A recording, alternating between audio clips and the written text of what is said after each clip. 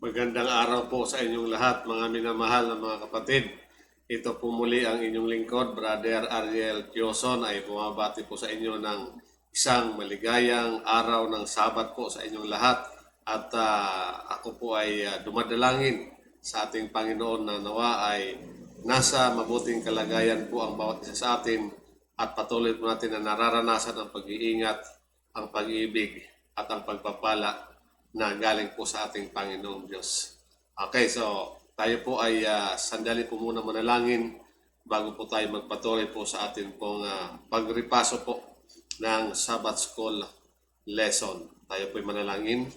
Pagmahal po namin Diyos ang makapangyarihan po kayo sa lahat. Maraming salamat sa muling pagkakataon na narito po kami ay mag-aaral ng iyong mga salita. Muli ay hinihiling po namin ang iyong patnubay. Nabigyan kami ng katalinuhan, karunungan na amin po itong maunawaan at maitanim sa aming puso't isipan ang anuman pong mahalagang leksyon po na amin pong makukuha po dito sa amin pong pag-aaral. At ito naway maging gabay sa aming paglalakbay sa aming buhay kristyano patungo sa langit na bayan. Salamat ang marami o Diyos, hindi mo po kami pinababayaan. Salamat ang marami sa siksik, liglig at umaapaw ng mga pagpapala. Ito po kaming dalangin sa pangalan ng aming tagapagligtas na si Jesus. Amen. Okay, so isa na naman pong napakagandang topic po ang ating pag-uusapan po sa ating pong leksyon.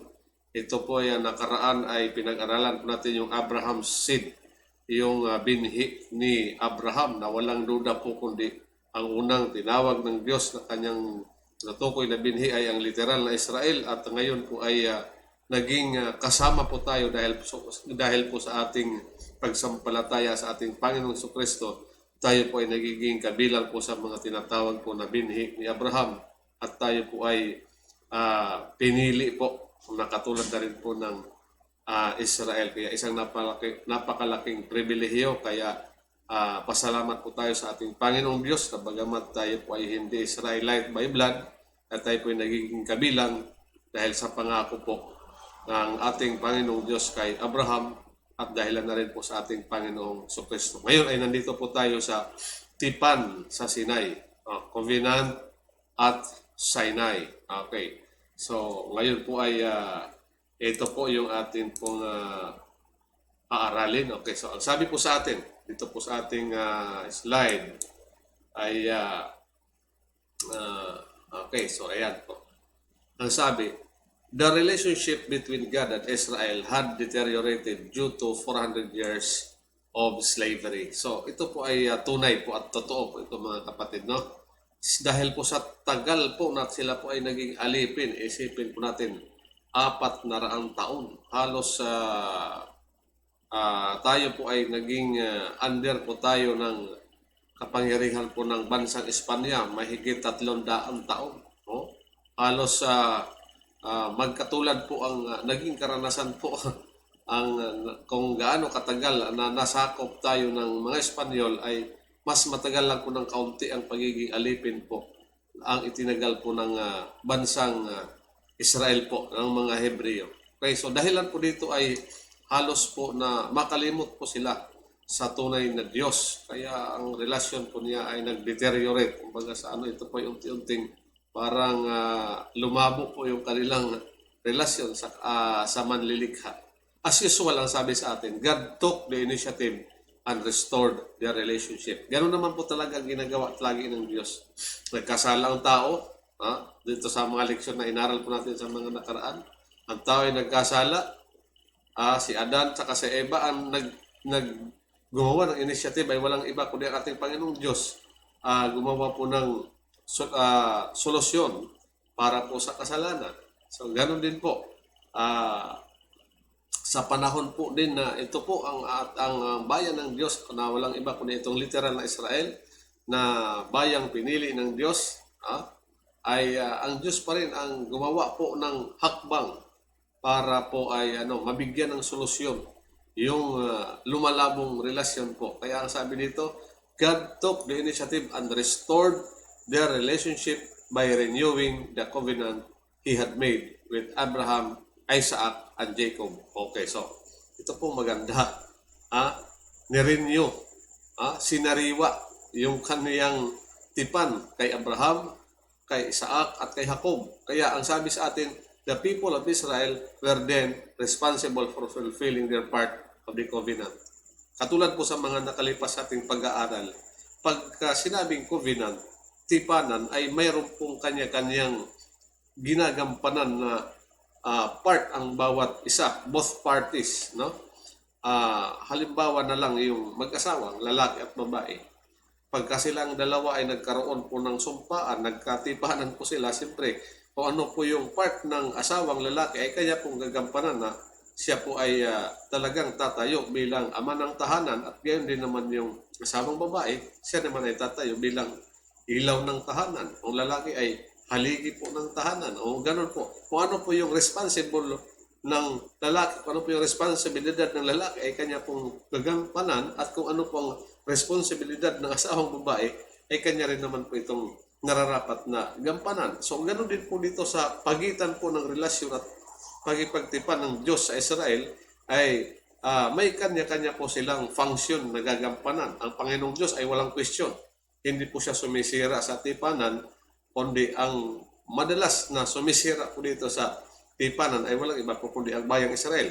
So ganoon din po tayo sa ating kalagayan, sa ating panahon ngayon. Madalas tayo rin po na nag-aangkin na modernong Israel ay tayo naman ay may mga pagkakataon at hindi lang hindi lang minsan kundi madalas ay tayo po ang gumagawa ng kaparaanan na magkaroon po tayo ng problema sa ating relasyon sa ating Panginoong Diyos. At hindi ang Panginoong Diyos ang gumagawa ng hakbang para po magka-problema po ang ating relasyon sa ating Panginoong Diyos. Kasi ang Diyos ay kailanman ay hindi po siya gumagawa ng kamalian, kundi tayo lamang po sa atin nagsisimula yung problema. Okay, so next po ang sabi sa atin. Okay, so ito po yung mga aaralin po natin. Preparing the covenant. God gets close to humans. God redeems humankind. So ito po yung maganda. Sa kabila po na ang tao ay nagkakamali, sa kabila na ang tao ay nagkakasala, ay ang Diyos pa rin po ang unang gumagawa ng hakbang na lumapit po sa tao para siya po ay gumawa ng hakbang na iligtas tayo kahit na gaano katigas po ang ulo po natin na tayo po ay tumatalikod, tayo po ay gumagawa ng kapagkakamali, pagkakasala, ang pag-ibig ng Diyos ay talagang umaapaw po ang kanyang biyaya. Okay, so ano pa po? Signing the covenant, doon sa Sinai, commandments and symbols and obligations of the covenant. Ito po, may obligasyon po talaga. Okay, so, ayan. So, first part po, ito sabi sa atin, unang bahagi. Ang sabi po sa atin ay, God gets close to humans. So, ito po yung unang katotohanan na atin pong re-reviewin. Ang Diyos ang siyang unang nagkakaroon po ng naisin na mapalapit siya sa kanyang bayan mismo. Ang sabi sa atin sa Exodus chapter 19 verse 4, ito po ay may kinalaman po sa pagpapalaya po ito ng bayan ng Israel po doon sa pagkaalipin sa Ehipto. You have seen what I did to the Egyptians. Ipinaalala po ito. And how I bore you on eagle's wings and brought you to myself. So, inihalin tulad po dito yung ng ating Panginoong Diyos kung paano daw po ang isang agila na kanyang inaalalayan or kanyang tinutulungan na maging matured na ang kanyang inakay, ay ganoon din po ang hinalintunan po dito kung paano niya po inalalayan ang kanyang bayang Israel. Ang sabi, how I bore you on eagle's wings and brought you to myself. Biruin niyo po yan mga kapatid. Ang Panginoong Diyos mismo po ang nag-guide sa Israel. Hanggang sa ang Israel ay hinalintulan po dito kung tayo po ay mahilig manood sa mga National Geographic o mga Discovery Channel. Mapapanood po natin doon yung kumukuha po ng video na kung paano po inaalalayan po yung inakay po ng agila na kanila pong itutulak ito ng father eagle at saka ng mother eagle doon sa nest at pagkatapos ay gumigiwang-giwang ito at hindi pa marunong lumipad at pag malapit ng tumama sa mga batuhan ito po ay sinasalo po ng ina na agila at tinuturuan po kung paano lumipad. So dito po ay sinasabi po natin itong picture nito para lalong maintindihan po natin yung pagbibigay po dito ng paghahalintulad po kung paano po inalalayan ng Panginoong Diyos ang bansang Israel at kanya po itong inalalayan na inilabas mula sa Ehipto at inilapit sa kanyang sarili na parang isang agila na mayroon pong inakay na inaalalayan. So ganun po kamahal po ng Panginoong Diyos ang bansang Israel. Kaya nasabi pa rin po sa atin dito, God showed grace to Israel. Nagpakita po ang Panginoong Diyos ng biyaya saan? Sa Israel, sa pamamagitan ng by liberating them from harsh slavery. Sa pamamagitan ng pagpapalaya sa malupit na pang-aalipin and tenderly leading them to a new covenant relationship with Him. So ito po yung maganda, no? Mula sa pagiging alipin, nadinig ng Diyos yung kanilang daing, ay kanyang inilid, kanyang iginaid, inilabas mula sa Ehipto sa pag-alipin patungo sa kanyang sarili. Tenderly leading them to a new covenant. Inilid sila ng Diyos sa bagong pakikipagtipan or pakikipagrelasyon sa Kanya.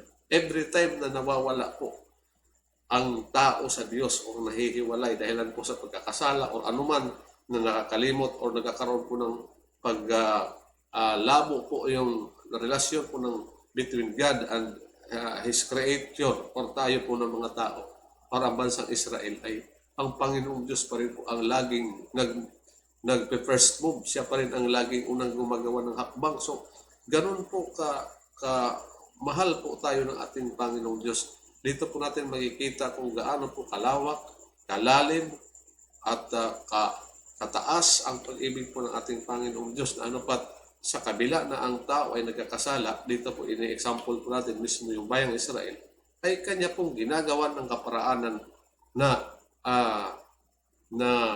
mapalapit pa rin po sa kanya. Okay, so, ang sabi sa atin, there are two illustrations in Deuteronomy that represent how God treated Israel. Meron daw pong dalawang ilustrasyon sa aklat ng Deuteronomio na nagre-represent ito kung paano po trinato ng Diyos ang kanyang bayan, Israel. So sa Deuteronomy chapter 32 verse 10 to 12, ito po ang sabi, like an eagle. So, agila talaga ang pinipili ng Diyos na word picture, yung ilustrasyon, pag ginagamit para lalo pong maintindihan po natin kung gaano po niya iningatan, kung gaano po niya inilalayan ang kanyang bayan. Sabi dito, like an eagle that carries its chicks high. Then it drops them so they learn to fly. If they cannot, the eagle carries them with its wings again. So ito po yung sinasabi natin kanina. Na pagka ang inakay po ng isang agila, nakita niya na hindi po ito kaya pang lumipad, ay sinasalo po niya ulit ito. Hanggang sa matuto po na lumipad yung kanyang inakay. So kita po natin mga kapatid, ganito ang paghihilintulad ng Diyos kung paano niya trinato ang bansang Israel. O katulad ng isang agila. O katulad po sa ngayon, ay hindi po natin marami pong nagsasabi na siyempre, ang Diyos ay pantay-pantay po yung kanyang pagmamahal sa lahat ng kanyang nilalang, sa lahat ng tao. Ang literal na Israel ay mahal pa rin ng Diyos kung paano tayo mahal ng Diyos at iniingatan, ay mahal pa rin niya sapagkat yun ang una niyang bayan, yung literal na Israel ngayon, na kung saan na sila po ay nasa gitna ng mayroon silang problema doon sa Middle East. At sabi po nga po ay sa Bible ay ang sinumang gumalaw sa Israel ay parang hinihipo ang itim ng mata ng Diyos. So ganun po talaga ang pagkabanggit ng Bible. So hindi lang po Israel na by blood or literal na bansa, kundi tayong lahat po ay mahal po ng Diyos. Kung mahal tayo ng Diyos, ay mahal din niya po yung mga literal na Israel. At kahit po yung mga Palestinian, kahit po ay mga Indian o anumang lahi, ay pantay po ang pagmamahal po ng ating manlalalang sapagkat wala pong itinatangi ang ating Panginoong Diyos. Dito po sa ating pag-aaral ay dito po naaral po natin yung kasaysayan po ng Israel sapagkat sa pagkakataong ito sa panahon ng Lumang Tipan ay ang Israel po dito talaga ay siyang pinili ng Diyos na maging ilawan ng sanlibutan na ipakilala ang tunay na Diyos na manlilikha ng lahat ng bagay sa ibabaw ng lupa. Sila ang maglawan. Okay, so balik po tayo dito. So ano pa po ang sunod? Ang sabi ay sa atin, sabi po sa atin, like a father that guides his son by the hand and protects him. So ito po yung pangalawang bibigay ng ilustrasyon po ng ating Panginoong Diyos sa Israel. Una ay ginamit ang halimbawa ng isang agila na inalalaya ng kanyang anak hanggang sa matutong lumipad. Pangalawa ay katulad ng isang ama na literal na kanyang iginagayad yung kanyang anak at inaalalayan ng kanyang kanang kamay at protektahan. So, ganun po. Kung gaano kamahal po ng mga ama yung kanilang mga anak, yung literal na mga ama, na matitinong ama, bagamat maraming ama din ngayon na hindi po matino. Ang inahalin tulad po dito ay yung isang mapagmahal na ama na kung saan ay kailanman ay hindi niya pababayaan yung kanyang anak. Ganun po ay hinahalin tulad ng Panginoong Diyos kung paano niya po trinato ang kanyang bayan. Okay? At naano pat kanya po itong inilabas mula sa pagkaalipin saan? Sa Ehipto. Kaya sabi sa atin, we need God to tenderly guide us. Kung paano ang literal na Israel noong panahon ng lumang tipan ay kailangan po nila ng Diyos na mayroong aalalay sa kanila at magpoprotekta sa kanila. It's the same sa panahon po natin ngayon, mga kaibigan at mga minamahal na mga kapatid, na ang sabi sa atin, we need God to tenderly guide us and protect us until our relationship with Him has fully matured. Kailangan po natin ng pag-alalay ng ating Panginoong Diyos na kung saan hanggang sa maging mature yung atin pong relasyon sa ating Panginoong Diyos. Kasi po ang spiritual na kalagayan po ng isang Kristiyano ay mayroon din po itong maturity. Kung paano po yung isang bata na lumalaki po siya mula sa pagkapanganak at unti-unti po siyang lumalaki at nagkakaroon po siya ng kamalayan sa kanyang kaisipan hanggang sa nagmamature, nagkakaedad, dumadating siya sa hustong gulang. So, the same po sa ating spiritual din po na kalagayan, mga kapatid. Kung paano kailangan po ng Israel ng guidance ng ating Panginoong Diyos hanggang sa mag-mature yung kanilang relationship, ay ganun din po tayo sa ating kapanahonan ngayon. Hindi po tayo pwedeng magmayabang na sabihin natin na hindi natin kailangan ng Diyos. Ako ay matatag na Kristiyano. Ako ay marami na akong pinagdaanan ng mga pagsubok sa buhay, kaya ako ay matatag. Hindi po natin pwedeng sabihin nun. Baka tayo po ay dumating ang araw na tayo na lamang ay mabuwal at tayo po ay mapahiya po na tayo magtiwala po sa sarili po nating kakayahan, talino, lakas, ay hindi po tayo pwedeng magtiwala. Kundi bagkos ang tiwala po natin ay walang iba po kundi sa ating Panginoong Diyos lamang. Ano man po yung ating mga achievement po sa panahon natin ngayon, ano man po ang ating narating, ano man po meron po tayo, ay dapat ay lagi pa rin po natin ibabalik ang papuri sa salamat sa ating Panginoong Diyos, sapagkat kung wala siya, ay maging yung ating hininga ngayon, bawat minuto, bawat segundo ay siya po yung may-ari. Yung kalakasan ng ating katawan, yung lakas, kalusugan, kakayahan po natin na maghanap buhay ay galing po sa ating Panginoong Diyos. Kaya ipagpasalamat po natin lahat po sa Kanya. At aminin po natin at tanggapin po natin na wala po tayong magagawa sa ating mga sarili kung tayo po ay hiwalay sa ating Panginoong Diyos. Kaya kung kailangan po ng bansang Israel ang pag-alalay at proteksyon ng Panginoong Diyos, ay mas lalo higit tayo po na kailangan po natin ito sa panahon po natin ngayon. Okay, so next po tayo. God redeems humankind. So ito po ay pangalawang katotohanan po. Nire-redeem. Ibig sabihin, tinutubos niya po ang sangkatauhan. Sabi po natin kanina ay wala pong diskriminasyon. Wala pong itinatangi ang ating Panginoong Diyos. Ano? Sabi sa atin sa Exodus chapter 15 verse 13, you in your mercy have led forth these people whom you have redeemed. You have guided them in your strength to your holy habitation. O, kita nyo na po mga minamahal mga kapatid, ang liwaliwanag, no? You in your mercy, dahil sa iyong kaawaan, ay inyong inalalayan ang iyong bayan na kung saan ay inyong tinubos. Walang iba kundi ang tinatukoy na bayan ng tinubos ang Diyos. Ito pong Israel na inilabas mula sa pagkaalipin po sa Ehipto. So tayo din po, naging alipin din po tayo sa Ehipto ng kasalanan. And figuratively po, hindi po literal na Ehipto. Yung Ehipto po natin, bawat isa, tayo mga Kristiyano, bago po natin tanggapin ang ating Panginoong Diyos, tayo po ay naging alipin din po sa Ehipto ng kasalanan at tayo po ay pinalaya ng ating Panginoong Diyos sa pamamagitan po ng kamatayan po ng ating Panginoong Kristo sa cross ng Kalbaryo. The time na tayo ay sumampalataya sa ating Panginoong Hesus na siyang namatay sa cross ng Kalbaryo para sa ating lugar, dito po sa puntong ito tayo ay pinalaya po ng Diyos. Tayo po ay kanyang tinubos at tayo, kinalag niya po yung mga tali po ng pagkaalipin, tali ng kasalanan. Ang dugo na nabuhos sa cross ng Kalbaryo ang siyang naging solusyon na tayo ay palayain mula sa pag-alipin sa kasalanan. Kaya ang sabi, you have guided them in your strength to your holy habitation. Okay, ito na po mga kapatid, di ba?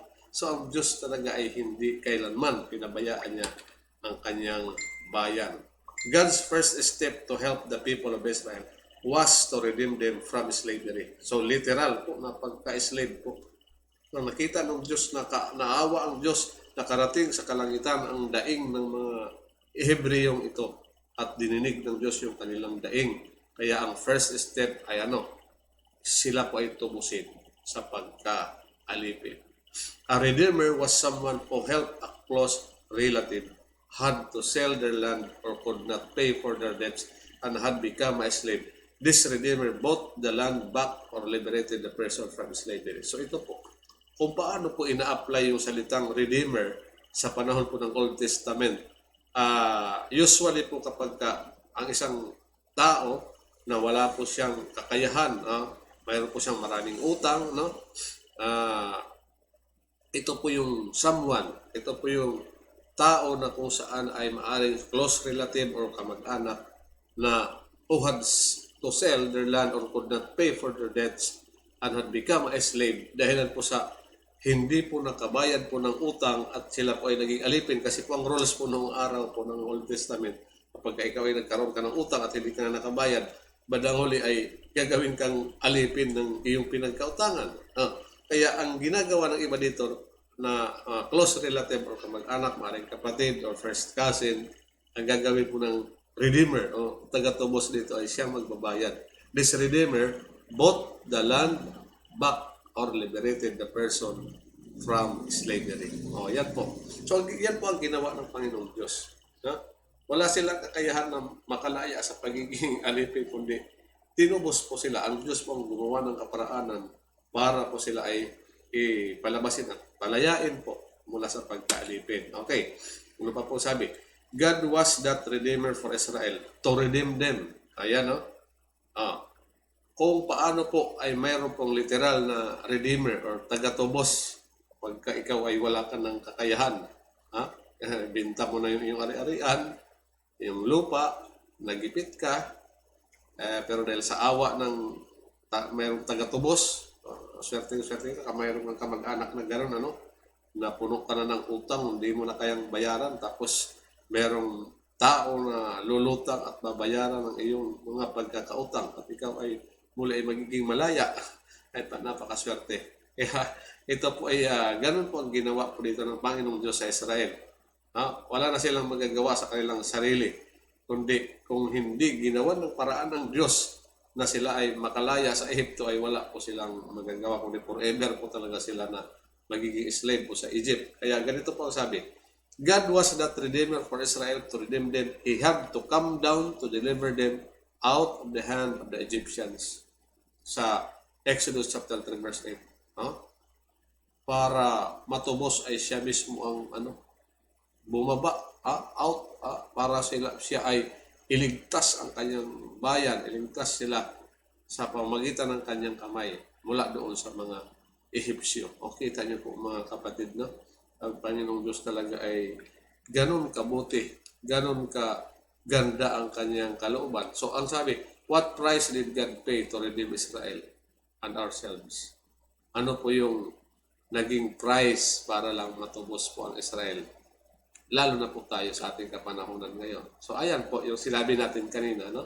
Ito po yung price, ang buhay ang naging kapalit, ang buhay ng bugtong na anak ng ating Panginoong Diyos, ang Ama sa Langit, ay siya ang anak, ang kanyang buhay, ng ating Panginoong Diyos, na nabayubay sa krus ng Kalbaryo, ang naging price po dito, ang naging kapalit, para lang magkaroon tayo ng katubusan. Okay, He came down to this world and became human.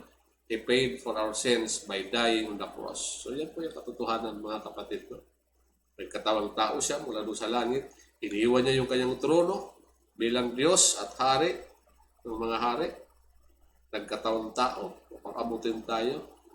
Namuhay bilang tao. Naranasan niya kung anong naranasan, naramdaman ng mga tao.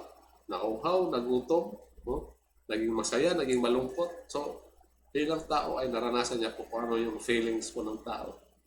Okay, so ngayon, He paid our sins by dying on the cross. Binayaran niya po ang ating mga kasalanan sa pamamagitan ng kanyang kamatayan sa cross ng Kalbaryo. Amen po ba?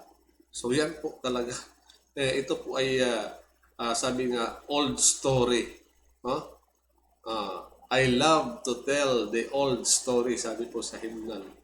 So ito po ay lumang istorya, pero paulit-ulit po na hindi po ako magkasawa na ito po ay ikwento, sapagkat sa lahat ng klase ng istorya ng kwento ay ito po yung kwento na the best story ever told. Okay, so mga kapatid, no?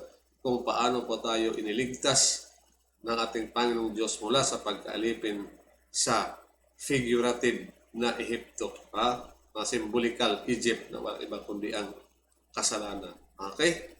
So, ang sabi sa atin, according to the law of Christ Himself gave. Okay, so SDA Bible Commentary. The forfeited inheritance was ransomed by the nearest of kin.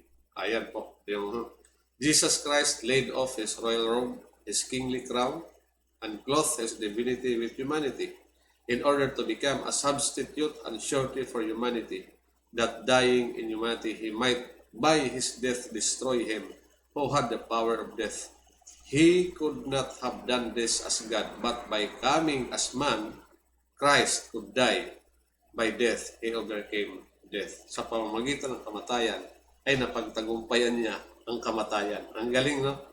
So, kamatayan din po ang naging daan para mapagtagumpayan yung kamatayan. Sapagkat tiyak po ang kamatayan po ng bawat isa po sa atin, dahilan po sa kasalanan. Pero dahilan si Kristo po ang namatay para sa ating lugar, naging matagumpay si Kristo sa kamatayan. Kung paano naging matagumpay si Kristo, tayo rin po ay nagiging matagumpay laban po sa kamatayan, dahilan po sa ating pagsampalataya sa ating Panginoong Hesukristo. Kaya ang sabi po sa atin dito, sa SDA Bible Commentary, no? According to the law, Christ Himself gave. No? Ayon sa sinasabi ng kautusan ay ibinigay niya ng Panginoon Kristo yung kanyang sarili. The forfeited inheritance was ransomed by the nearest of kin. Jesus Christ laid off His royal robe. Iniwan niya po yung kanyang posisyon bilang hari sa kalangitan. At ang kanyang pagka-Diyos ay kanyang hinubad. At para maabot tayo, siya po ang naging substitute, siya naging pamalit sa ating mga pagkukulang at pagkakasala.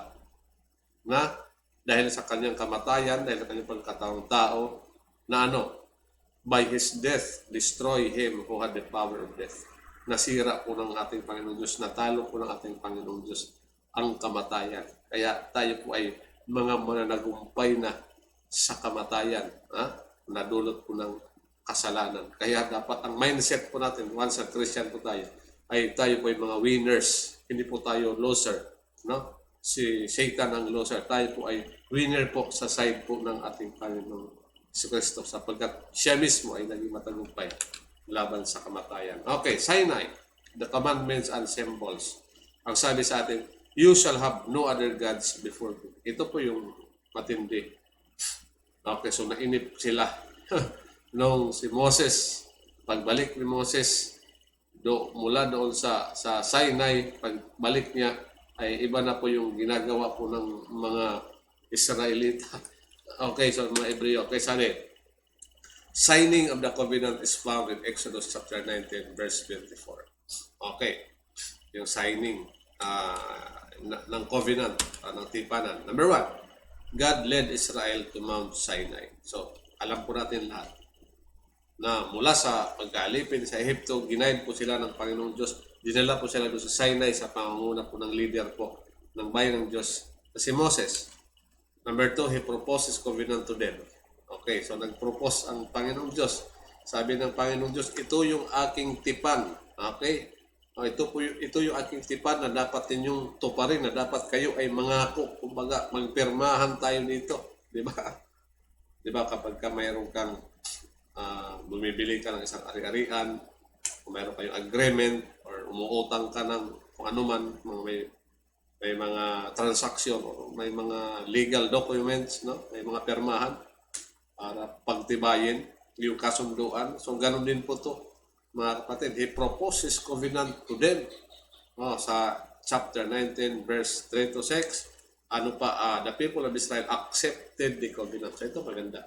So, tinanggap po, nangako ang mayang Israel na kanilang tatanggapin at susundin po nila itong kautusan na ibinigay ng Diyos doon sa Sinai.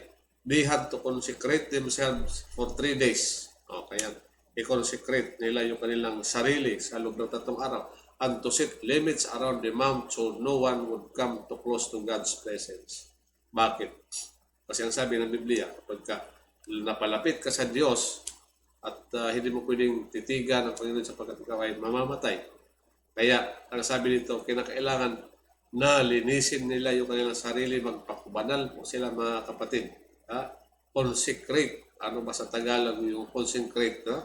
Kinakailangan na maging malinis po sila, maging banal po sila, magpakabanal po sila sa loob po ito ng 3 days, ang sabi. And set limit around the mount. Kaya hindi sila pwedeng lumapit. Ang sabi dito, God came down and proclaimed the 10 Commandments. Ang Diyos po mismo bumaba at prinoklama niya po yung 10 Commandments po doon sa Sinai. Ang Diyos mismo ang siyang nakipagtipan sa pamagitan po ni Moises doon po sa mga Hebreo doon sa kanyang bayan. Okay, so Moses was chosen as the mediator to close the covenant. So si Moises po yung pinili ng Diyos na maging tagapamagitan po para po i-close yung covenant, yung tipanan po between God and His people. Okay, so ano pa? The rules of the covenant were detailed. Detalyado po ito, mga kapatid. Huwag na po natin basahin isa-isa. Sa chapter 20, verse 22, ito po yung 10 Commandments. Alam na po natin ito. Okay, so ano pa? The covenant was ratified before 70 elders and the blood of the covenant was sprinkled on the people. Okay, so ano pa? Okay, so next po tayo. Sinai, commandments and symbols. Kautusan at meron pong mga symbol. So, ganun po kasi ang mayroon pong gagawin ang bayan ng Diyos sa panahon po ng lumang tipan. So, ito po may mga symbol. Ang sabi dito, you shall have no other gods before me. Ito po yung ayaw ng Diyos, yung meron kang ibang Diyos na kinikilala. Hindi po nagbabago po yung utos na ito mula noon hanggang ngayon. Okay, so ang sabi, God commanded Israel to build a sanctuary for Him so they could better understand the terms and the meaning of the covenant. So para maunawaan po ng Israel yung kahulugan po ng tipan, ay inutusan po ng Diyos si Moises na gumawa po ng santuaryo. Ito po yung santuary, ito po yung tabernakulo po nung nasa panahon po sila ng paglalakbay pa. So kung saan sila lumilipat, doon naman nila itatayo po itong tabernacle na to. Okay? So ito yung santuaryo. Okay. Yung lahat po ng seremonya na ginagawa po sa loob ng santuaryo ay mayroon po itong mas deeper meaning na walang iba po ay ang inaaninuhan po nito ay walang iba po ni ating Panginoon si Kristo. For example po yung magpapatay ng tupa, ibibisik ang dugo ng tupa doon po sa loob ng santuary. Ito po yung paraan para maging malinis sa kasalanan ng bayan ng Diyos.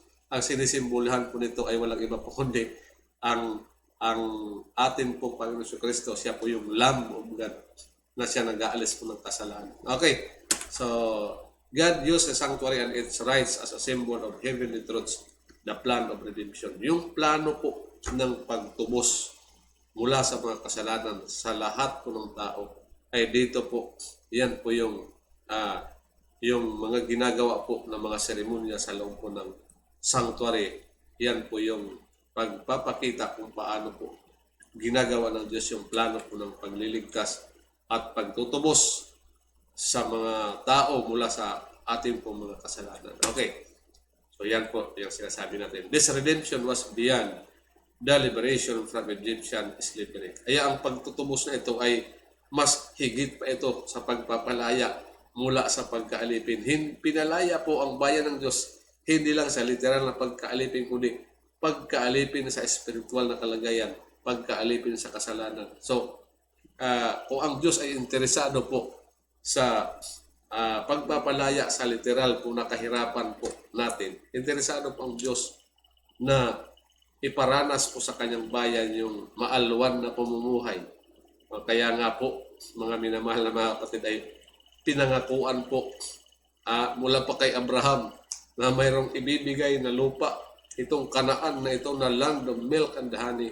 So meaning, hindi po gusto ng Diyos at hindi po nag-i-enjoy ang Diyos na makita ang kanyang bayan na naghihirap po doon sa Ehipto. Lalo't napakatagal po sila na nag-suffer po doon sa 400 years. So ito po yung hubad na katotohanan na hindi po gusto ng Diyos na ang kanyang mga anak na minamahal ay maghirap. Kundi bagkus ay gusto ng Diyos na ito ay dalhin po sila sa Kanaan, land of milk and honey. Iniligtas sila sa pagiging alipin. Dinala po sila sa lugar na ipinangako ng Diyos mula pa kay Abraham, kay Isaac at kay Jacob. Ito ay inyong titirahan. Dito kayo at magiging masagana ang inyong pamumuhay. So, beyond dito po sa kasaganaan na literal or sa material na bagay na gusto po ng Diyos na maranasan po natin is yung spiritual po na pagpapalaya mula sa ating mga kasalanan ay mas higit na interesado po ang Diyos dito na maranasan po natin ito. Kaya po ginawa po ng Diyos ito po, iniutos kay Moises yung mga seremonya, yung mga rites kung paano po ito gagawin. At ito po yung hakbang or plan of redemption. Okay, ang sabi dito, it pointed to the Messiah who would carry our sins from Him and die like the sacrificial animals. Ito po yung sinabi po kanina ng inyong lingkod na. Okay, nauna ko na lang po sabihin na para halata na parang medyo madali yung leksyon natin. Okay, so ano sabi? This is the true meaning and purpose of the everlasting covenant. Ito po yung tunay na kahulugan at layunin po ng walang hanggang tipan. It is the salvation that the Lord offers to fallen humanity. Ito po yung kaligtasan na ino-offer po ng Diyos sa nagkasalang sangkatauhan. Tayo po yun. Ano po ang ino-offer ng Diyos? Ito pong plan of redemption. Ito po yung plano ng pagliligtas ay gusto ng Diyos na dumaan po tayo dito. Gusto ng Diyos na tanggapin po natin ang tupa na naging sacrificial, sinisimboluhan. Yung tupa na pinapatay, na iwinimisik yung dugo, na walang iba po kundi ating Panginoon sa Kristo. Ito po yung the plan of redemption. Siya mismo ang tinutukoy. Okay? Si Jesus Christ ang tinutukoy po nito. Okay, so ano pa po ang sabi sa atin? Obedience. Okay? So alangan naman, puro na lang sa side ng Panginoong Diyos. Ginampanan, ginawanan po ng paraan lahat ng ating Panginoong Diyos, lahat ng plano para sa ikabubuti ng tao, para sa pagliligtas sa ating mga kasalanan, lahat ay well-planned na ito ng Panginoong Diyos. Ang kailangan na lang po natin dito ay yung pagsunod sa kalooban ng Diyos. Ipakita natin ang ating pagpapasalamat at pag-appreciate kung paano tayo minahal ng Diyos, kung gaano tayo kamahal ng ating Panginoong Diyos na pat dumating sa punto na yung bugtong na buhay ng anak, ang ating Panginoong si Kristo ay nabayubay sa krus ng Kalbaryo. Ito po ay ibinigay para po sa katubusan ng ating mga kasalanan. So dahil dito na nakita natin kung gaano kalawak, kalalim, kalaki, kataas ang pag-ibig ng Diyos na pinatunayan po ito ang pag-ibig ng Diyos doon sa krus ng Kalbaryo. na sa kabila ng masakit sa kalooban ng Ama na makita ang kanyang bugtong na anak na mabayubay sa krus ng Kalbaryo, ay pinahintulot pa rin ng Ama ito na matupad, at pinahintulot pa rin ng anak yung kanyang sarili na ibigay para lang po sa katapusan sa atin pong mga kasalanan. So, ano po ang magiging kapalit? Ano po dapat ang magiging response po natin dito, mga minamahal, mga kaibigan? Ang dapat po na maging response po natin dito ay walang iba kundi yung obedience. Di ba? Ginawa po na ng Diyos ang lahat ng ikabubuti. Lahat ng pabor ay ibinigay na po ng Diyos po sa tao. So, ano po ang response po natin? Hindi obedience dapat. Pagsunod sa kalooban ng Diyos. Okay, ang sabi sa atin, and it shall be that if you earnestly obey my commandments. Okay, kapag iyong tinupad ang aking mga utos, sabi ng Diyos, which I command you today, na aking iniutos sa araw na ito, to love the Lord your God and serve Him with all your heart and with all your soul. Ano daw po hinihingi ng Diyos sa atin? Tuparin natin ang kayong utos na ikanyang iniuutos. Ano daw yon? Na ibigin ang Diyos at paglingkuran siya ng buong puso at buong kaluluwa. Ang hinihingi po ng Diyos po sa atin ay yung buong puso po natin, buong kaluluwa, buong pagkatao po natin ay isurrender, isuko po natin sa ating Panginoong Diyos. Na gawin po natin siyang totoong Diyos. Kasi pag sinabing Diyos, Lord, pagka Lord, hindi na po tayo ang nasusunod. So, sa panahon po ng mga kaharian pa po, kahit sa United Kingdom, pag sinabing Lord, taba, ay yung Lord, siya po nasusunod, hindi tayo. Kahit kung tayo pa, ang sarili pa natin mga gustuhan ng nasusunod, ay hindi pa rin po tayo kumikilala sa ating Panginoong Diyos na makapangyarihan sa lahat, na siyang nagligtas sa atin mula sa ating mga kasalanan. Okay, so obedience. Ito po yung nagpapatunay. Ang katunayan na sinasabi natin na mahal din natin ang ating Panginoong Diyos sapagkat siya ang unang nagmahal. O, madaling magsalita. I love you, Lord. Mahal kita, Panginoon. O, kaya lang, siyempre, iba po yung ginagawa. Diba? Parang sa dalawang magkasintahan, mahal kita, sabi. Ti-text, mahal kita, tawag, mahal kita. Pero kung wala naman time, diba? So, love is best spelled T-I-M-E. Ang pinaka-the best na spelling po ng pag-ibig ay T-I-M-E, time, panahon. Kapag ang isang tao ay gumugol siya ng panahon sa iyo, ay parang ibinibigay niya sa iyo yung part ng kanyang buhay sapagkat yung time na kanyang ginastos na in-spend niya, nakasama ka, ay hindi na kailanman maibabalik yun. So mahalaga po ito. So ganun din po ang ating Panginoong Diyos. Nag-spend po siya ng time dito po sa lupa hanggang sa naghirap po siya hanggang sa mapako sa krus sa Kalbaryo.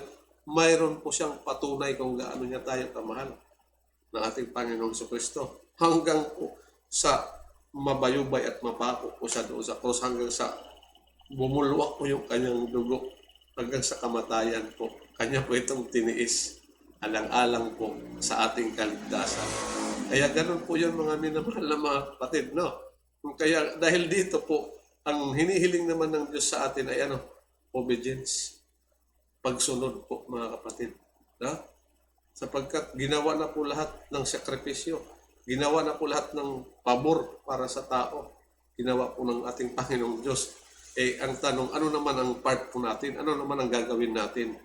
Sapagkat nakita na natin kung gaano niya tayo kamahal, kung gaano tayo inibig ng Diyos. Okay, so tumugon po tayo sa kanyang panawagan na na sumunod sa kanyang mga utos. At ang maganda, pag sumunod tayo sa kanyang mga utos, ay tayo pagpapalain. Ayun, kagandahan. Okay, so ano pa? Obedience is key to the covenant. Yan ang susi sa tipanan, ang pagsunod. The people of Israel had to obey God even before Sinai.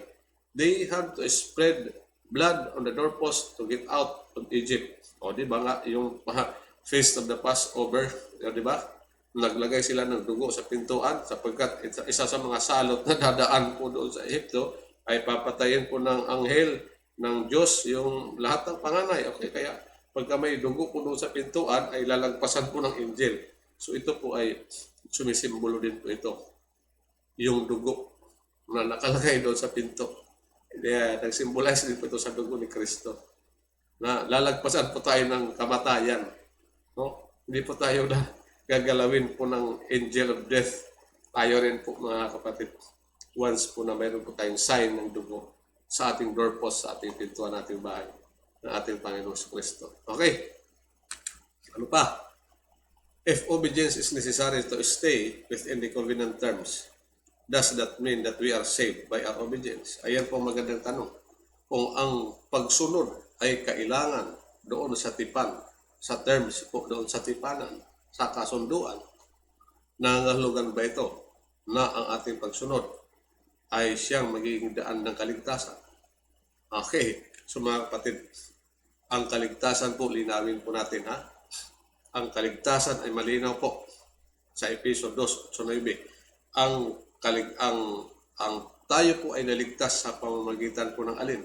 Ng ating pagsampalataya, sa pamamagitan ng biyaya po mga kapatid. By grace po tayo mga kapatid niligtas. Hindi dahilan sa ating mabubuting gawa, hindi dahilan sa ating pagsunod sa Diyos. Tayo po ay maliligtas. Kasi kung ganun, by works po tayo. Kaya po tayo susunod sa Diyos sapagkat ito po ay resulta lamang. Ito po yung dahilan na kaya tayo susunod sa Diyos ay dahilan po sa inaakay po tayo ng pag-ibig ng Diyos na atin pong nakita kung gaano kalaki, gaano tayo kamahal ng Diyos. Dahil dito po ay tayo po ay susunod. Hindi po tayo ay susunod sa Diyos para tayo maligtas sapagkat tayo ay susunod sa Diyos sapagkat tayo po ay iniligtas na ng Diyos dahil lang sa kanyang biyaya sa pamamagitan po ng ating pananampalataya. Okay, so yan po ha, nililinaw po natin. Ano pa? Salvation is by faith alone. Obedience is just a result of true faith. O yan po. Ang kaligtasan ay sa pamamagitan lamang ng pananampalataya. Hindi po tayo maliligtas sa pamamagitan ng gawa. Kahit po yung pagsunod sa araw ng Sabat, kahit po yung pag-iikap po, kahit po yung pagsunod sa 10 utos, ay hindi po natin ikaliligtas po yan. Okay, so susunod po tayo sa 10 utos sapagkat tayo po ay ligtas na. Ang proof, katunayan na tayo po ay sumusunod sa Diyos at nagpapasakop sa Diyos ay ang pagsunod po sa kautusan. Ang liwanag po ng sabi ng Panginoon sa Kristo, kung ako ay inyong minamahal, ano daw ang patunay? Kung mahal natin ang Diyos. Ang daling magsalita, mahal ko si Kristo, mahal ko ang Panginoon Jesus. Ang sabi ni Jesus Christ, 14:15 ng Juan, kung ako ay inyong minamahal, ay ano daw? Tutuparin ninyo ang aking mga utos. Kaya tutupad po tayo sa utos ng Diyos. Ito ay resulta lamang ng ating pagmamahal sa ating Panginoon Kristo. Sapagkat napagtanto po natin ng Panginoong Kristo ang siyang unang nagmahal sa atin na anupat ang kanyang buhay mismo ay kanyang ibinigay para sa atin. So yan po ang malinaw po dyan mga minamahal na mga kapatid. Okay, so hindi po nagliligtas ang Sabat. Ang kautusan po mga kapatid ay inihalin tulad po nito sa isang salamin. Okay, so paano mo malalaman na may uling yung iyong muka? Paano mo malalaman may dumi ang iyong muka? Okay, so pagtingin mo sa salamin na mayroong dumi ang iyong muka, anong gagawin mo? Hindi po yung salamin ang ipang-aalis, paglilinis ng dumi, kundi saan ka pupunta? Gagamit ka ng tubig at sabon at ikaw ay maghihilamos para maalis yung dumi sa iyong muka. So ang tubig at sabon na mag-aalis mo ng dumi ng kasalanan po natin ay walang iba po kundi ang dugo ng ating Panginoon si Kristo. Si Kristo po ang nag-aalis ng ating kasalanan. Ang funksyon ng kautusan ay tagapagturo po sa atin para ihatid po tayo sa ating Panginoon si Kristo. Tagapagturo po at tagapagpaalala na mayroon po tayong kasalanan. Sapagkat kung sasabihin po natin na wala na tayong kautusan, ay may marami kasi nagsasabi, nasa ilalim na tayo ng biyaya ngayon, Brother Daniel. Nasa under the grace po tayo, wala na tayo sa ilalim ng kautusan. Yes, oo, totoo. Under the grace nga po tayo. Pero anong sabi ni Apostol Pablo? Ano ang iyong ibig sabihin? Dahilan ba sa tayo ay nasa ilalim na ng biyaya, ay lalabagin ba natin ng mga kautusan? Sige, libre na tayo ngayon gumawa ng kasalanan sapagkat nasa ilalim na tayo ng biyaya. Ay hindi po ganun. Kaya po, mayroon pong kasalanan dahilan po sa kautusan. Ang definisyon po ng kasalanan ay ang kasalanan ay paglabag sa kautusan. Okay, di ba? So ibig sabihin, Kapag ka may umiiral na kasalanan, may kautusan. Kung wala na pong kautusan, di wala na pong kasalanan. Wala na dapat kasalanan. Wala na pong nagkakasala. Kung mayroon pa pong nagkakasala, may umiiral na kautusan, yun ay mayroon pong kasalanan. Yun, ha? Kaya umiiral po ang kasalanan dahilan po mayroon pong kautusan. Kaya yun po ang maliwanag. So, kailangan po natin si Kristo. Kapag wala na pong kautusan, hindi po natin kailangan si Kristo. Hindi natin kailangan ng manunubos o tagapagtubos sa ating pong mga kasalanan. Sapagkat ang function nga po ng kautusan ay ituro ang ating mga kasalanan. Hindi nag-aalis ng kasalanan ang kautusan, kundi siya ay tagapagturo para ihatid po tayo kay Kristo. So, maliwanag po. Okay. So, next po. Obedience helps us grow spiritually. Ang pagsunod po sa ating Panginoong Diyos ay tumutulong po sa atin na tayo ay lumago sa ating spiritual na kalagayan, mentally and morally, sa Roma 7:7. God can use us to proclaim the gospel to the nations thanks to our obedience. So magagamit po tayo ng Panginoong Diyos para iproklama, ibig sabihin, para ihatid ang pabalita ng kaligtasan sa lahat ng bansa. Kaya sabi, salamat sa pagsunod. Okay. Dahil dito sa obedience na ito, pwede po tayong gamitin ng Diyos bilang instrumento na ibahagi ko ang pabalita ng kaligtasan sa lahat po ng bansa. Ito po ay magiging resulta dahilan po sa ating pagtanggap at napagtanto po natin kung gaano po tayo kamahal ng ating Panginoong Diyos. Ang pagsunod po natin ay resulta lamang po ito ng ating pagkakaroon ng relasyon sa ating Panginoong Jesucristo. Hindi po ito paraan para po tayo maligtas, kundi resulta po ito na tinanggap na po natin ang kaligtasan sa pamamagitan lamang ng pananampalataya sa ating Panginoong Jesus na namatay sa krus ng Kalbaryo. So dahil dito sa katotohanan ito po yung nag-uudyok o umaakay po sa atin na tayo po ay sumunod sa ating Panginoong Diyos. So yan po yung maliwanag po dyan mga minamahal na mga kapatid at mga kaibigan. Okay, so ano pa po? Commitment na po tayo. Then he took the book of the covenant and read. Si Moses po ito. So reiterate ni Moses po nung sila po ay nakarating na po doon sa border ng Canaan sa kanilang journey. Ilang years ang journey lang, tagal-tagal na. 11 days travel, naging 40 years. Okay, so, then he took the book of the covenant and read in the hearing of the people. Kanyang inulit yung kanilang tipan na ginawa doon po sa Mount Sinai ay inulit ng Moses. And they said, inulit ni Moses na basahin. Tapos tumugon ang bayan ng Diyos.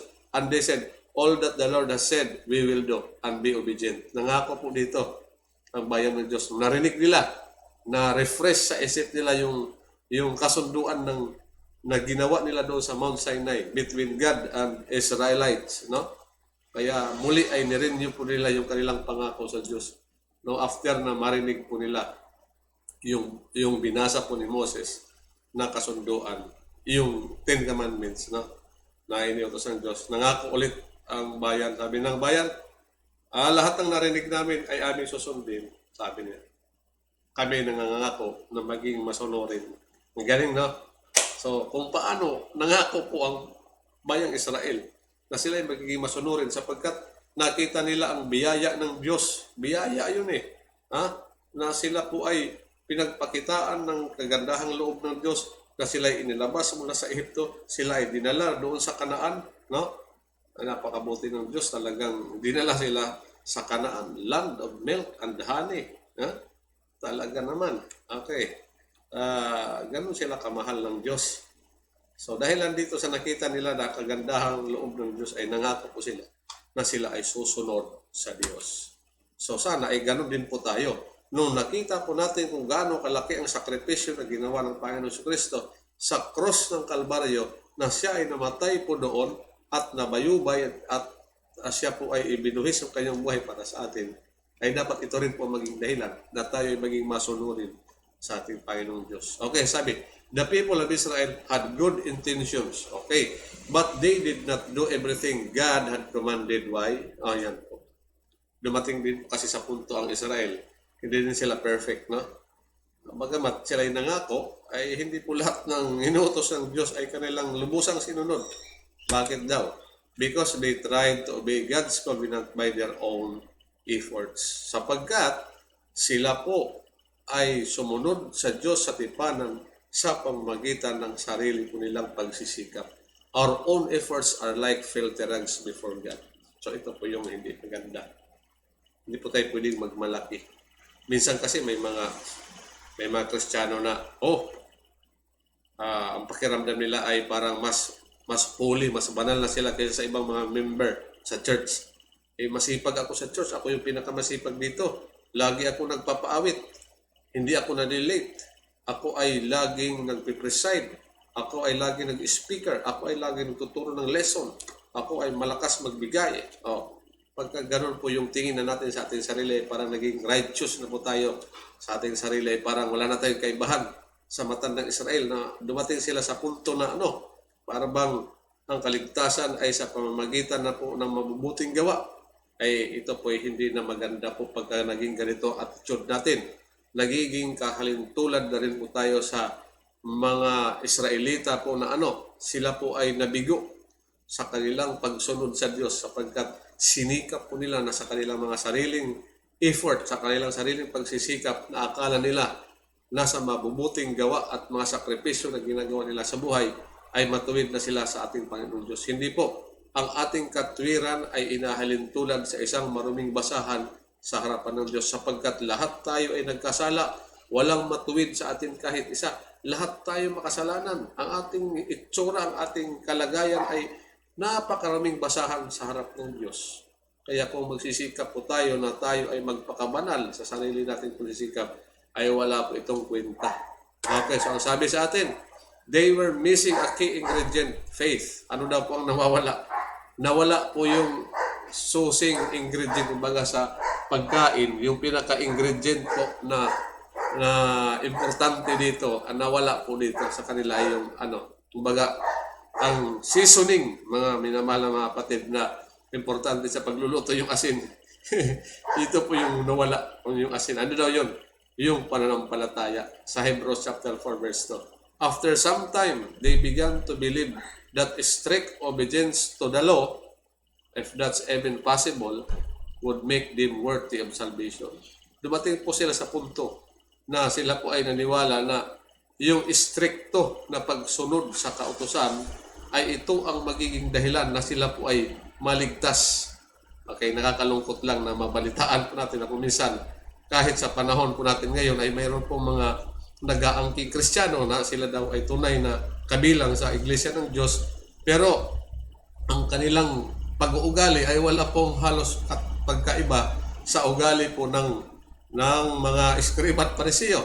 Ay hindi po masama na sumunod sa utos na ika-4 ang araw ng Sabat. Hindi naman po masama talaga na tayo po ay maging stricto sa araw ng Sabat, or hindi naman masama na tayo ay sumunod sa 10 utos. Pero kung para bagang tayo ay minamata na natin yung ibang mga membro, ay si brother na ganito, lumalabag sa araw ng Sabat, ay si sister na ganito, ay kumakain, minsan nakita ko may mga ginagawang labag sa panuntunan ng ating iglesia.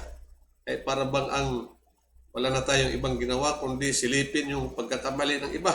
At ngayon ay mayroon na tayong pakiramdam na mas banal at mas mahusay po ang ating spiritual na kalagayan sa harapan ng Diyos. Ay nakakalungkot po at nakakatakot po kapag ang atin pong pakiramdam ay ganun na para bang mas banal na ako kaysa kay brother na ganito, mas maganda ang aking record sa harapan ng Diyos kaysa kay sister na ganito, sapagkat si sister ay kilala ko, manlalabag naman ito sa utos ng Diyos, lumalabag ito sa araw ng Sabat, lumalabag ito sa ika-5 utos.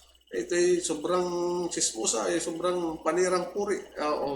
Ay ako'y mabuting tao. Ay pagka gano'n na po yung ating inuugali, inaasal na holier than thou, na mas banal na yung ating pakiramdam kaysa sa iba. Dahil lang sa tayo ay masipag sa loob ng iglesia, tayo ay hindi nalilate, tayo ay laging nag-speaker, tayo ay laging nagtuturo ng leksyon, tayo ay palabigay, lahat na ng mabubuti.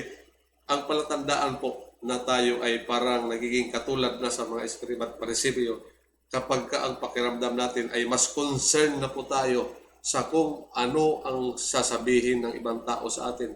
Mas concerned na po tayo sa ating panlabas na anyo, na gustong-gusto po natin na maging perpekto ang tingin sa atin ng mga kapatiran, na parang gusto natin na hangaan tayo. Ay, sobrang banal talaga si Brother Ariel. Sobrang masunurin talaga sa Diyos. At ito ay karapat-dapat na gawing opisyal ng iglesia sapagkat ito ay talagang 100% na sumusunod sa panuntunan ng iglesia. Ay pagka gano'n na po tayo mga kapatid, ay gano'n na yung ating kaisipan, ay hindi po na tayo ay medyo nalilihis na po tayo sa tamang pakikipagtipan sa ating Panginoong Diyos. Nagiging wala na po tayong kaibahan sa matandang Israel kapag ganun na yung ating pananaw sa buhay bilang Kristiyano. Okay, sabi, it is not our that saves us. Righteousness. Hindi ang ating pagiging matuwid ang siyang magliligtas sa atin, but God's. Yung katwiran ng Diyos ang nagliligtas sa atin, hindi yung ating katwiran. Hindi tayo pwede magyabang sa loob ng iglesia. Mas balal ako sa iyo kasi mas mahigpit ako sa Sabat kaysa sa iyo. Hindi ka pwede magmayabang. Lalo na kung ikaw ay parang ginagawa mo na itong pangmukpok sa ulo ng ibang membro ng iglesia, manlalabag. Hindi ako lumalabag, pero ito si sister, brother, manlalabag. Hindi lang naman Sabat, yung iba pang mga kautusan. Silip ka na ng silip ng kamalian ng iba. Tatapos ay tataas mo ng iyong sarili na ikaw ay mas mahusay na Kristiyano sapagkat mas masunurin ka kaysa sa iba. Hindi na po. Ganun. Mga kapatid, no? Okay. So, ang ano po dito sa atin ay hindi daw po yung ating katwiran ang magliligtas sa atin, kundi ang katwiran ng Diyos. When we accept this by faith, kapag tinanggap natin sa pamagitan ng pananampalataya, He works in us to will and to act in order to fulfill His good purpose. Ayan po, maliwanag sa Pilipos 2:13. Ayan po mga kapatid, di ba? Okay, so ano pa po ang sabi sa atin? Since we are sinful, nangyayari na tayo mga makasalanan, unholy, hindi tayo mga banal, we cannot perfectly obey the holy law. Hindi natin, tanggapin po natin. Sabi po sa Steps to Christ, sa page 62, chapter 7, page 62 ng Steps to Christ. Since na tayo makasalanan, hindi tayo mga banal, hindi natin masusunod ng perpekto ang banal na kautusan. We have no righteousness of our own. Wala po tayong katwiran sa ating mga sarili. Hindi tayo matuwid sa mga sarili natin pagsisikap with which to meet the claims of the law of God. But Christ has made a way of escape for us. Kasi kung sarili lang po natin pagsisikap, hindi natin mamimit yung requirements po na hinihingi ng 10 utos. Pero dahil sa alam ng Diyos na hindi po natin ito kaya, ay gumawa po ng kaparaanan ng ating Panginoon Kristo para po tayo suffice po yung hinihingi ng kautusan. He lived on earth amid trials and temptations such as we have to meet. Ayan namuhay po ang Panginoon Kristo sa libutan ito na sa kalagitnaan ng mga trial at mga temptation na ito. Na kung ano po yung mga temptation, mga trial na na-meet natin o na-encounter po natin, na-encounter din po ni Jesus. He lived a sinless life. Siya po ay nabuhay na walang kasalanan. Sinless. Siya lang po yung namuhay na walang kasalanan. Tayo po, wala pong makakahigit po sa atin kahit isa. Hindi ako makakahigit sa inyo at kayo rin ay hindi kayo makakahigit sa akin. Yung katwiran natin sa harapan ng Diyos ay pare-pareho lang. Walang pwedeng magmayabang sa atin na magmalinis sa harapan ng Panginoong Diyos sapagkat walang matuwid kahit isa. Kaya tuloy po natin yung basa dito. He died for us and now He offers to take our sins and give us His righteousness. So namatay si Kristo sa ating lugar at ino-offer ni Kristo po sa atin alin? Kinukuha ni Kristo yung ating mga kasalanan at ibinibigay niya yung kanyang katwiran, yung kanyang pagiging matuwid, yung kanyang sinless life ang siyang ipinapalit at tinatakpan po yung ating pagiging makasalanan. No? If you give yourself to Him, pag ibinigay natin ang ating sarili sa Kanya, and accept Him as your Savior at tinanggap natin siya bilang personal na tagapagligtas, then, sinful as your life may have been, bagaman tayo po ay namuhay ng makasalanan, for His sake, you are accounted righteous. Dahilan po sa katwiran ng Panginoong Diyos, tayo ay ibinibilang na matuwid. Christ's character stands in place of your character. Ang karakter po ni Kristo, ang siyang nagiging kapalit ng ating karakter. And you are accepted before God just as if you had not sinned.